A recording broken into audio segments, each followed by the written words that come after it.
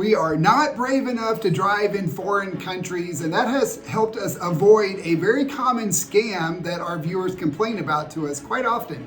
Yeah, I haven't driven since we moved to Ecuador, and I don't miss it at all because it is so freaking stressful. This scam actually happens quite a bit in Ecuador and in Mexico. In fact, Jordan from Tangerine Travels just posted a video about the rental car scam going on in Cancun.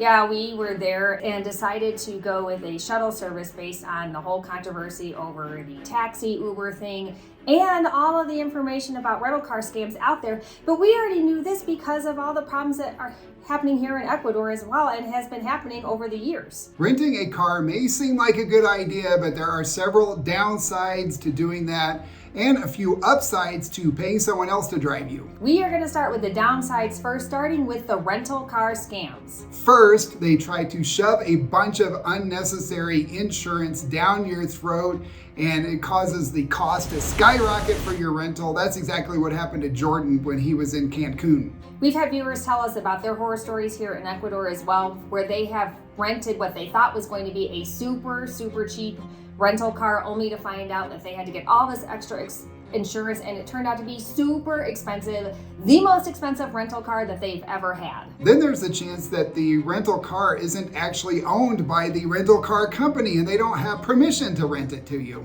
Or they rent you something that has not been maintained, that is in terrible shape. We've had multiple people tell us they've rented from these lesser known car rental companies and ended up with a piece of crap that has broken down on the side of the road and they have been stranded. I mean, how horrible is that? Plus you got to pay for the tow. You have to have somebody come tow you while you're stranded on the side of the road.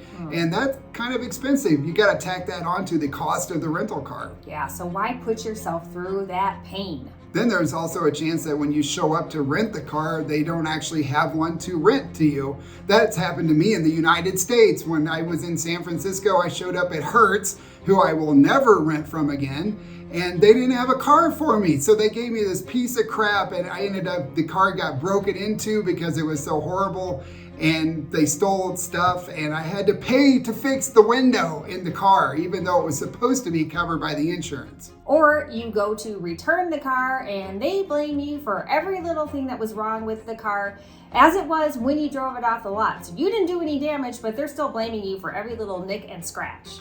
Oh, and make sure that there's actually a spare tire in the trunk, because if there's not and you return it, there's a good chance they're going to blame you and say that you stole it and charge you $1,000 to replace it. Jordan suggested taking a video of yourself and the person renting the car to you and a video of the whole car so that you can use as proof and use in your defense in case they try to scam you later. Or even better, don't rent a car in the first place, hire a driver, because there's several other things that you also have to worry about if you want to drive yourself. The next downside of driving in a foreign country is police corruption, and this is no joke. Yes, bribery is a very lucrative source of income for police officers and traffic cops in a lot of countries.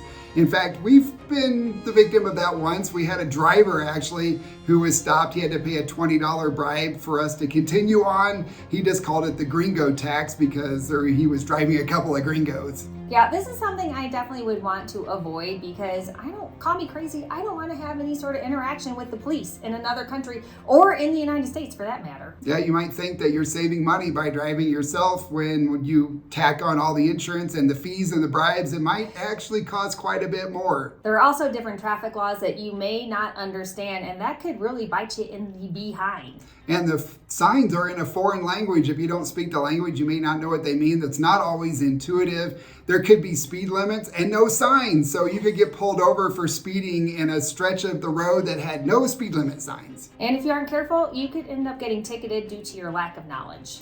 Also, the driving culture is different in other countries. We've been told here in Ecuador, it's like a dance. And if you don't know how to dance, you're going to struggle behind the wheel. Yeah, it is nerve-wracking. We've gotten used to it because we've driven in enough taxis and with private drivers and on the buses, but we hear from people all the time saying that they have had their own terrifying experiences because A lot of the traffic laws that we are used to coming from the United States are just kind of optional here in Ecuador and in other countries around the world. Yeah, they're just a suggestion. You're going to be passed on the shoulder. People will go down the center in between lanes on motorcycles. People turn left on red here. Yeah. Left on red. Okay, picture that. Left, there's a red light, cars coming, and they'll weave in between the traffic. We see that all the time to the point where we think it must be legal here. And when we were in Medellin, oh my gosh, with all of the motorcycles just going, whizzing through the traffic, it was insane. It was really nerve-wracking, and we were not driving.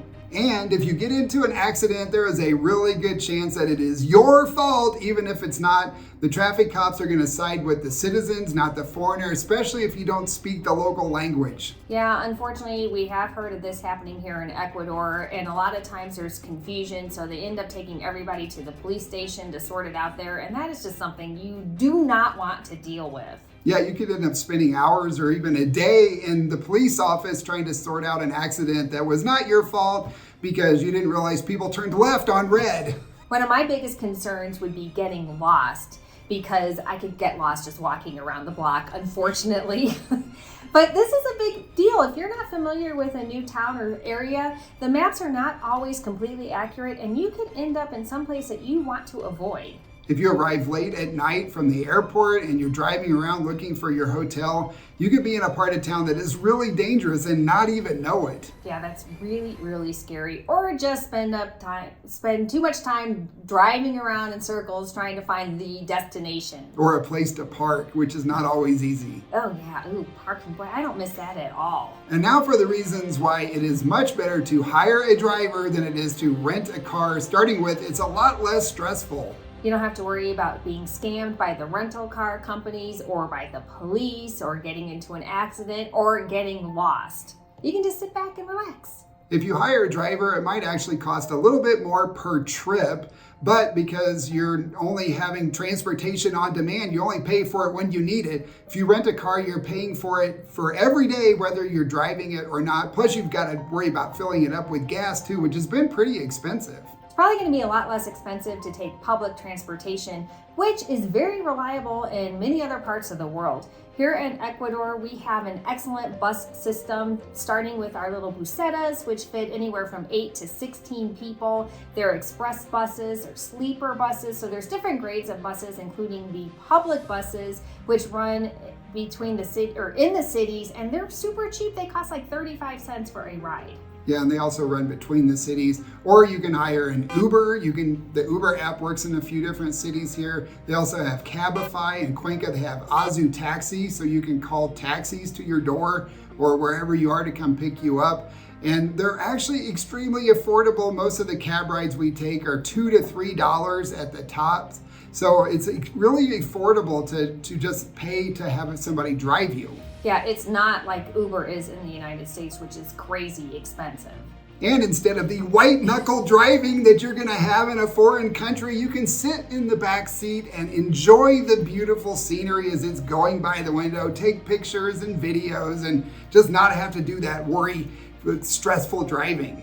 Yeah, that's one of my favorite things. Plus, your driver can tell you a little bit about the area and maybe take you to some stuff that is really cool that the locals only know about. So it can be a really rewarding experience. A lot of people really like having the freedom and flexibility of driving themselves, but it does come with quite a bit of risk and some extra cost when you're traveling abroad. If you found this video helpful, then we think you'll like this one as well. And let us know in the comments below if you have been scammed by a rental car company, and if you have any tips to avoid those scams, also let us know about those. Before you go, leave us a like please, and we will see you all in our next video. Ciao. Ciao.